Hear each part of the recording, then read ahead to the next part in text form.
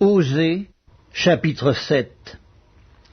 Lorsque je voulais guérir Israël, l'iniquité d'Éphraïm et la méchanceté de Samarie se sont révélées, car ils ont agi frauduleusement. Le voleur est arrivé, la bande s'est répandue au dehors. Ils ne se disent pas dans leur cœur que je me souviens de toute leur méchanceté. Maintenant, leurs œuvres les entourent, elles sont devant ma face. Ils réjouissent le roi par leur méchanceté et les chefs par leurs mensonges. Ils sont tous adultères, semblables à un four chauffé par le boulanger. Ils cessent d'attiser le feu depuis qu'il a pétri la pâte jusqu'à ce qu'elle soit levée. Au jour de notre roi, les chefs se rendent malades par les excès du vin.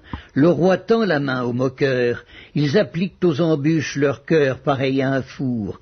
Toute la nuit dort leur boulanger, et au matin le four brûle comme un feu embrasé. Ils sont tous ardents comme un four, et ils dévorent leurs juges. Tous leurs rois tombent, aucun d'eux ne m'invoque. Éphraïm se mêle avec les peuples. Éphraïm est un gâteau qui n'a pas été retourné. Des étrangers consument sa force, et il ne s'en doute pas. La vieillesse s'empare de lui, et il ne s'en doute pas. L'orgueil d'Israël témoigne contre lui. Ils ne reviendront pas à l'Éternel leur Dieu, et ils ne le cherchent pas malgré tout cela. Éphraïm est comme une colombe stupide, sans intelligence. Ils implorent l'Égypte, ils vont en Assyrie. S'ils partent, j'étendrai sur eux mon filet. Je les précipiterai comme les oiseaux du ciel. Je les châtierai comme ils en ont été avertis dans leur assemblée. Malheur à eux parce qu'ils me fuient. Ruine sur eux parce qu'ils me sont infidèles. Je voudrais les sauver, mais ils disent contre moi des paroles mensongères.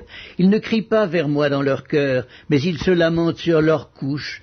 Ils se rassemblent pour avoir du blé et du mou, et ils s'éloignent de moi. Je les ai châtiés, j'ai fortifié leurs bras, et ils méditent le mal contre moi. Ce n'est pas au Très-Haut qu'ils retournent, ils sont comme un arc trompeur. Leurs chefs tomberont par l'épée à cause de l'insolence de leur langue. C'est ce qui les rendra un objet de risée dans le pays d'Égypte.